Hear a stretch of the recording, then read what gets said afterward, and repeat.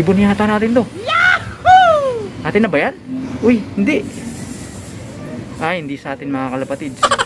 Lumiko. Akala ko sa atin ha. Kinabahan ako mga kalapatids. Ulit nito mga kalapatids. So akala ko talaga sa atin ha. Kasi nag-iisa lang siya tapos parang ti-take off pa. False alarm pala. 3:35 ng hapon at hanggang ngayon wala pa rin yung ating hinihintay na ibon. Bumagsak na ng 800 yung speed ng ating mga alaga. Kumbaga 700 plus yung binabagtas nilang bilis. At mamayang 4:33 kung hindi ako nagkakamali, saradong 700 speed. At yun na rin ang pinaka-cut off mga kalapatids. So kapit lang tayo mga kalapatids. May isang oras pa na paghihintay. Sana sa isang oras na yun magpakita na yung ating ibon. Meanwhile, Time check tayo mga kalapatids. Naku, 3:49. Sayang hindi ko nakuhaan yung pag-victory niya, yung pag-take off niya. Ayun, ayun, bumaba na mga kalapatids. Ayun. Pasok, pasok. Para mag-clock tayo. Dali, pasok na. Ayun, nakanganga oh. Pagod na pagod. 4 minutes na siya nasa bubong mga kalapatids. Sige, pasok. Pasok, pasok, pasok. Pasok, pasok. Pasok. Pasok, pasok. Yun. Tara, ikaklak ko ng mga kalapatids. Ayan mga kalapatids, naklak na natin yung ating ibon. 700 plus yung kanyang speed. Lalagay ko na lang dyan. At mukhang hindi pa siya nakakainom mga kalapatids dahil binabara ko siya nito. Ikuha na ako ng instant sugar para mapatakan ko na to mga kalapatids. Ito siya mga kalapatids, so papatakan na natin to para lumakas-lakas naman, mabilis i-recover. Right, no animals were harmed during the filming of this video. Yun, dalawang patak. Okay na. Ayan, napatakan na natin yung ating ibon. At hanggang ngayon, alam ko hindi pa siya nakakainom. Kasi nga naman, ang kulit nitong pares niya. Binabara ko siya. At ito, nagpapapansin din. Kasi nga, may crush sa kanya. Ayan, tignan nyo mga kalapatids, dinuldol ko na. Pero ayaw niya pa uminom kasi nga hindi pa nakaka-recover yung kanyang paghinga. Tignan nyo naman. Oh, grabe mga kalapatids. So, magsasampung minuto na siya simula nung dumating itong ating ibon na ito. Nakanganga pa rin siya mga kalapatids. So hintayin lang muna nating mag-cool down tong ibon na to. Hindi natin siya pipiliting uminom mga kalapatids. Hayaan lang natin siya dyan makapagpahinga. a few moments later. Mahigit 15 minutos na siya simula nung lumapag dyan sa ating bubungan. Tingnan nyo hanggang ngayon nakanganga pa rin yung ating munting kaibigan. Ayaw niya pa uminom mga kalapatids. Wala pa siyang gana. Hindi natin siya pipilitin. Baka mamaya mabigla at hindi niya pa nakukuha yung rhythm ng kanyang paghinga. Ayan, gusto niya lang mag-perch at magpahinga. Inaararo siya nitong pares niya. Tignan nyo naman mga kalapatids, nagre-response siya. Masaya siya kahit papaano dahil pag uwi niya dito sa ating Flyers Club, meron siyang consolation prize na yung pugad niya tapos yung asawa niya. At makulit lang talaga tong pares niya. Paano kasi habol din dahil ilang araw din silang hindi nagkita at nilagay natin dun sa ibang kulungan. Kaya ganyan yan umasta. Kung gusto niya nang umakyat, kaya lang parang nahihirapan tumalon mga kalapatids, tulungan na natin. Kung gusto nang uminom, inom. Ayan, tingnan natin kung iinom na siya. Magto 20 minutes na mga kalapatids simula nung ayan, naku, wala, naku, mamimili ka pa. Nalasahan mga kalapatids. Hindi yata nagustuhan.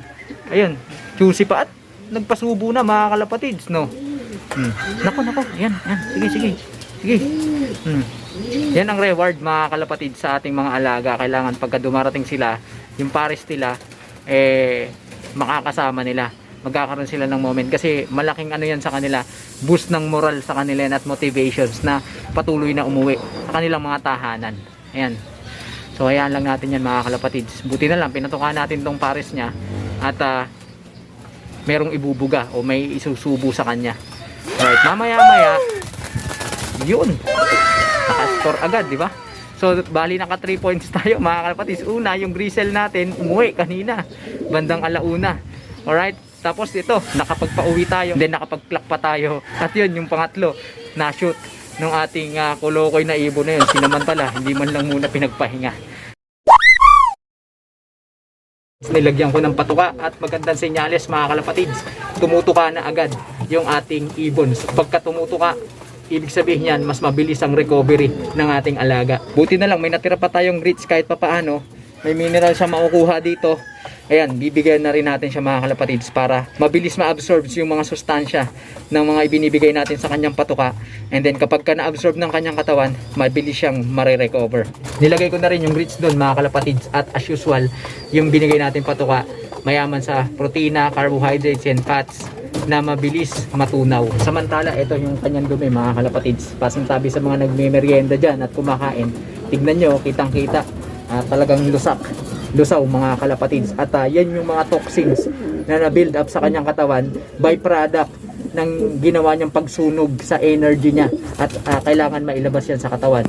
Kaya ayun, sinamahan na rin natin ng kaunting bawang, katas ng bawang, yung electrolytes na ibinigay natin sa kanya, para nang sa ganun masimulan na ma-flush yung mga toxins na naririyan na build up sa kanyang katawan. At sa tagpong ito, transition na tayo mga kalapatids, recovery na. Gagawin natin yan para tuloy-tuloy na maihanda itong ating munting kaibigan sa susunod niyang laban, which is 6 lap kalbayog mga kalapatids. Nako, biruin nyo, abot tayo ng semifinals mga kalapatids. Nagbubunga yung ating ginagawang pagsisikap kahit limitado lang yung ating resources, limitado lang yung ating materyales.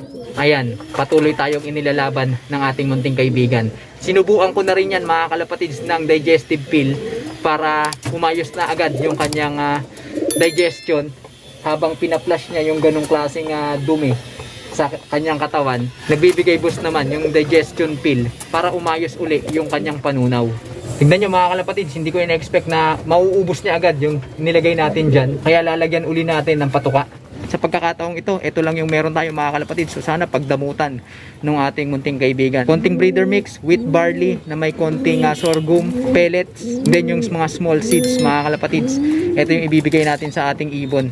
Alright, napaka-importanting makuha niya lahat yung sustansyang kailangan ng kanyang katawan para masigurong mabilis siyang makaka-recover mga kalapatids. The most important meal. Ito mga kalapatids, lagay na natin dito. Nakituka pa tong isang ibon na to. Kita nyo? Kita nyo? Ayun. Tinotolerate nila. Makulit yan mga kalapatids. Uy, ang kulit mo. Hindi ka dyan. 30 minutes pa lang. Napakagana na ng ating ibon. So magandang senyales yan. Ayan, nangaaway pa. Tignan nyo. Kulit talaga ng ibon na to. Magpatuka na nga tayo.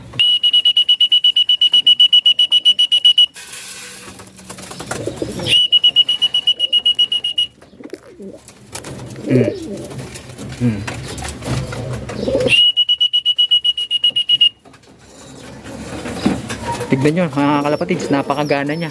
Hindi naman tayo nangangamba na magkakaroon siya ng problema dahil mabilis matunaw yung mga ibinigay natin sa kanya. At mukhang maganda yung kanyang digestion mga kalapatids, dahil usually pag dumarating yung mga ibon, walang ganang kumain yan. Pero the moment na nakita natin tumutuka na yung ating mga alaga, magandang senyalis yan. Yan, nangaaway pa oh, di ba? Meanwhile, Inalis ko muna to mga kalapatids, ang kulit, nambubugbog. At ito, yan yung ating mga alaga yan. Pinatuka ko na para hindi agawan yung ating ibon na si Erit. Tignan nyo, ang gana niya kumain mga kalapatids. So, nakakatuwa. Pangalawang bigay na natin sa kanya yan. Kanina inubos niya. Tignan nyo naman, mukha nang uubusin niya uli mga kalapatids. Pati yung mga piece na binigay natin sa kanya, ibig sabihin, kaya-kaya niyan tunawin mga kalapatids. Ang tignan nyo, ito, inalis natin yung pares ni Erit. Pumuporma to, nagpapapansin. So kunin na natin to mga kalapatids, yung kanyang tagapagtanggol para pagtanggol siya. Kaya natin dyan. Yan, lagot ka. Sige, hindi ka makakaporma. Kala mo oh. Ayan, ayan yung tagapagtanggol niya.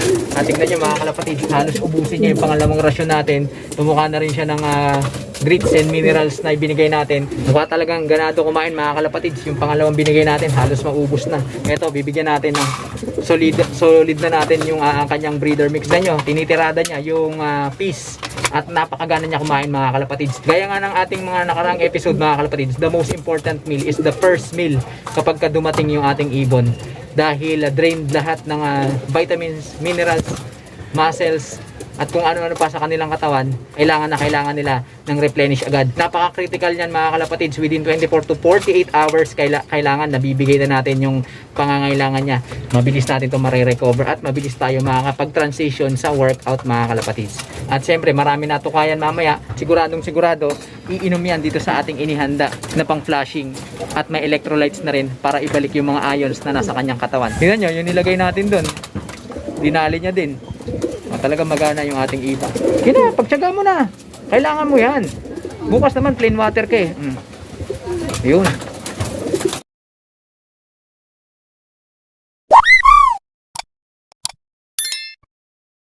Masayang masaya tayo dahil hindi lang tayo nakapagpauwi, nakapag-clock pa tayo sa oras. Bagamat hindi ganun kabilis, pero okay na yun mga kalapatids, malaking bagay na yun. Alam naman natin na hindi ganun kabilisan itong ating ibon. Pangsampa pa tayo sa semifinals mga kalapatids, kaya lalo natin gagalingan, lalo natin pag-iigihin yung ating pagtutok at pag-aalaga dito sa ating munting kaibigan. Kaya huwag kayong mawawala sa mga susunod nating episode mga kalapatids. At sa mga hindi pa nakapag-subscribe dyan, na kung ano pang hinihintay nyo, mag-subscribe na kayo, hit nyo na notification bell para nang sa ganun updated kayo sa ginagawa nating kwentuhan, nakapupulutan ng mga kaalaman.